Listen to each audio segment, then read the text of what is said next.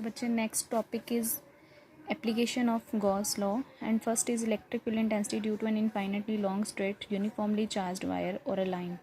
ठीक है, electric field intensity calculate करनी है infinite long straight uniformly charge wire के उत्ते।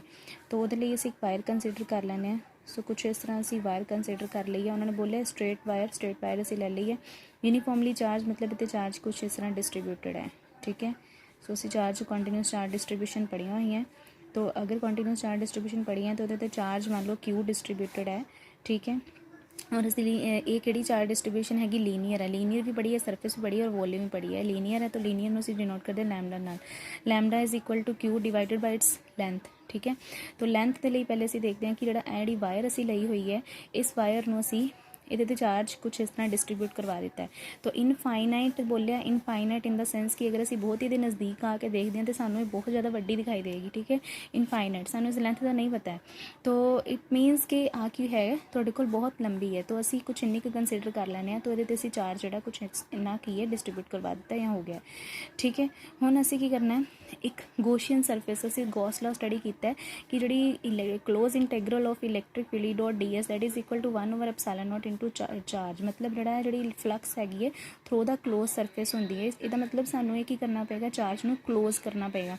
सो चार्ज नूं क्लोज करन दे लई असीं एक गॉसियन सरफेस कंसीडर करते हैं और वो कुछ इस तरह असीं कंसीडर कर लैंदे हैं सिलेंड्रिकल फॉर्म दे विच। मान लो कोई वायर लई और उस वायर नूं असीं सिलेंडर दे विच पा दिता। ठीक है, सो सिलेंडर विचों पास करा दिता तो उहदे ते जिहड़ा चार्ज हैगा सारा की हो गया, क्लोज हो गया, कवर अप हो गया। जिहड़ी बाहर वायर है हुण वो बाहर वायर दा चार्ज इंक्लूड नहीं होगा, जिहड़ा अंदर है सिर्फ वही काउंट होएगा। ठीक है, क्योंकि वही की हैगा क्लोज है। तो ये साडे कोल एक गॉसियन सरफेस बन गई है। ठीक है, सो असी लिखांगे कि this is called Gaussian surface. तो to calculate the electric field E at point P असी कोई पॉइंट पी कंसीडर कर लैने हैं। मान लो इत्थे कोई पॉइंट पी कंसीडर कर लिया।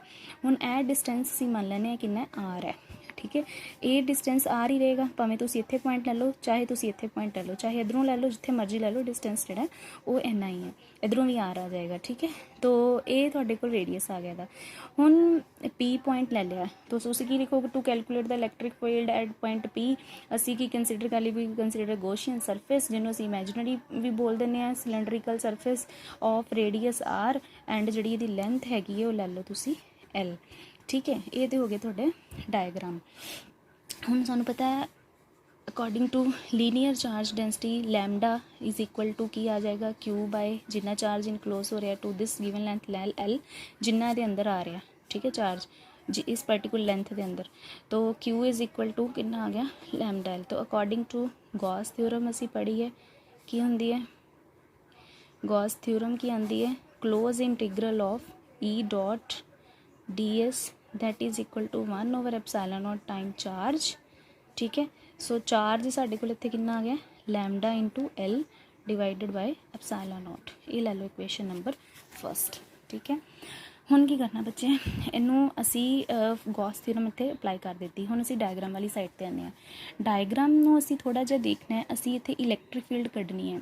ठीक है, तो अपनों सानू पता होना चाहिए असी सिलेंडर लिया होया है। तो सिलेंडर दियाँ 3 सरफेसिस मान लो असी आ एक बॉडी ले लेने तो एक एज अ सिलेंडर की तरह काम कर रही है। आ उपर वाले पार्ट सर्कुलर फॉर्म दे विच, ए भी सर्कुलर फॉर्म दे विच और यह वाला पार्ट की है कर्वड फॉर्म दे विच है। इनू असी कर्वड सरफेस बोल देने हैं। ठीक है, तो ये 3 सरफेसिस बन गई हैं। तो पहली सरफेस, दूसरी सरफेस ते आ वाली सरफेस ले लो तीसरी। ठीक है, हुण असी इत्थे कोई स्मॉल पोर्शन कंसीडर कर लैने जिते असी इलैक्ट्रिक फील्ड देखनी है। तो यदि पॉजिटिव है तो इलैक्ट्रिक फील्ड किधर नूं आएगी आउटसाइड वाली डायरेक्शन नूं। ई इधर नूं आ गया, असी इधर भी ये सारा कुछ कैलकुलेट कर सकते हैं। किसी एक पॉइंट पे कैलकुलेट कर लो, इधर वाली साइड नूं कर लो। ठीक है, तो इस पॉइंट ते इलैक्ट्रिक फील्ड किधर नूं आ गई सेम एज इट इज़ बाहर वाली साइड नूं। इस पॉइंट उत्ते फिर स्मॉल पोर्शन कंसीडर कर लिया, इधर वाली साइड नूं इलैक्ट्रिक फील्ड किधर नूं आ गई बाहर वाली साइड नूं आ गई। ठीक है, हुण असी एरिया वैक्टर्स देखांगे। Area vectors E dot d s करना है ना, तो एरिया वैक्टर देखो जो ऊपर वाला सर्कुलर फॉर्म है यदा एरिया वैक्टर किधर नूं आएगा इदा आ गया परपेंडिकुलर टू दिस सरफेस। ठीक है, और नीचे वाली असी ली हुई है जी आवला सिलेंडर का थले वाला पार्ट यदा भी बाहर नूं आ गया परपेंडिकुलर टू दिस सरफेस। और इधर वाला जोड़ा है कर्वड का वो इदा आएगा परपेंडिकुलर, मतलब आ सिलेंडर पिया है यदा उपर नूं नीचे वाला नीचे नूं और यदा इधर नूं। समझ आइए। सो एरिया वैक्टर कुछ इस तरह आ जाने हैं। तो ਇਹਦਾ ਏਰੀਆ ਵੈਕਟਰ ਕਿੱਧਰ ਨੂੰ ਆ ਗਿਆ, ਉੱਪਰ ਵੱਲ ਨੂੰ ਉਹਨੂੰ ds ਵੈਕਟਰ ਲੈ ਲੈਂਦੇ ਆ, ਔਰ ਇਹਦਾ ਨੀਚੇ ਨੂੰ ਆ ਗਿਆ ਇਹਦਾ ds ਵੈਕਟਰ ਲੈ ਲੈਂਦੇ ਆ। ਇਹਦਾ ਬਿਲਕੁਲ ਇਸੇ ਡਾਇਰੈਕਸ਼ਨ 'ਚ, ਅਗਰ ਇੱਧਰ ਨੂੰ ਇਲੈਕਟ੍ਰਿਕ ਫੀਲਡ ਹੈ ਇੱਧਰ ਨੂੰ ਹੀ ਏਰੀਆ ਵੈਕਟਰ ਆ ਰਿਹਾ ਸੇਮ ਡਾਇਰੈਕਸ਼ਨ ਦੇ ਵਿੱਚ। So it means ds vector ਇਸ ਸਾਈਡ ਨੂੰ ਆ ਗਿਆ। ਇਹ ਤੁਹਾਡੀ ਹੋ ਗਈ ਡਾਇਗਰਾਮ ਕੰਪਲੀਟ। ਸੋ ਡਾਇਗਰਾਮ ਸਮਝ ਆ ਗਈ ਹੈ ਤਾਂ ਸਾਰੀ ਕੈਲਕੂਲੇਸ਼ਨ ਈਜ਼ੀ ਹੋ ਜਾਏਗੀ। तो ਇੱਥੇ ਐਂਗਲ ਦੇਖ ਲਓ ਇਹਨਾਂ ਦੋਨਾਂ 'ਚ ਐਂਗਲ, ਇੱਥੇ ਕਿੰਨਾ ਆ ਗਿਆ 90 ਡਿਗਰੀ ਦਾ, ਇੱਥੇ ਕਿੰਨਾ ਆ ਗਿਆ 0 ਡਿਗਰੀ ਦਾ, ਔਰ ਇੱਥੇ ਕਿੰਨਾ ਆ ਗਿਆ ਤੁਹਾਡੇ ਕੋਲ 90 ਡਿਗਰੀ ਦਾ।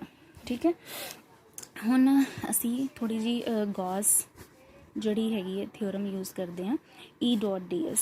ਇਹਨੂੰ ਅਸੀਂ ਖੋਲਾਂਗੇ, ਇਹ ਕਲੋਜ਼ ਫਾਰਮ 'ਚ ਲਈ ਹੈ। ਅਸੀਂ ਸਿਲੰਡਰ ਨੂੰ ਤੋੜ ਦਿੱਤਾ 3 ਪਾਰਟ ਦੇ ਵਿੱਚ, ਪਹਿਲਾ ਪਾਰਟ, ਦੂਸਰਾ ਪਾਰਟ, ਤੀਸਰਾ ਪਾਰਟ। तो इट मीनस असी इत्थे नूं तोड़ के E.ds first part plus E.ds second part plus E.ds third part. ठीक है, ये इत्थे तुसीं सोचोगे तुसीं क्लोज क्यों नहीं लगाया? क्लोज इसलिए नहीं लगाया क्योंकि पूरा सीगा, इनू असीं हुण तोड़ दिता, पहले पार्ट का अलग कढ़ते हैं, दूसरे का अलग कढ़ लिया, तीसरे का अलग कढ़ रहे हैं, तो इत्थे साडे कोल तीनों पार्ट्स अलग अलग आ जाने हैं। ठीक है, फस्ट पार्ट असी कढ़ना E.ds, E.ds तो पहला देखो पहले विच एंगल कितना E ते ds विचकार 90 डिग्री का, तो ये की बन गया E.ds। तो एंगल देख लो E और ds के विचकार एंगल कितना है, फस्ट पार्ट दे विच 90 डिग्री, सैकेंड पार्ट दे विच भी 90 डिग्री है, थर्ड पार्ट दे विच दोनों दे विच एंगल कितना है E और ds विचकार 0 डिग्री। तो विल कर दो, पहले पार्ट का 90 आ गया, दूसरे का 90 आ गया, तीसरे का cos 0 आ गया।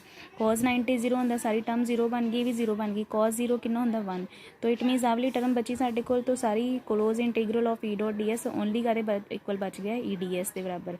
हुण also using equation number 1, using equation number 1 दे विच की सी close integral of E.ds that is equal to lambda L by epsilon naught. तो ये जिहड़ी वैल्यू हैगी इहदे इक्वल लिख सकते lambda L by epsilon naught. सो इक्वेशन बन गई है।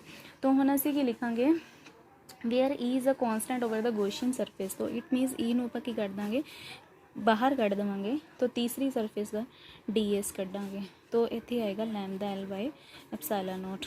तो ये बन चुके दिस इंप्लाइज। तो इट मीनस आपां दे कोल थर्ड सरफेस का असीं इंटीग्रल करना है, तो ds मतलब इस पार्ट का असीं कैलकुलेट करना है टोटल इंटीग्रल।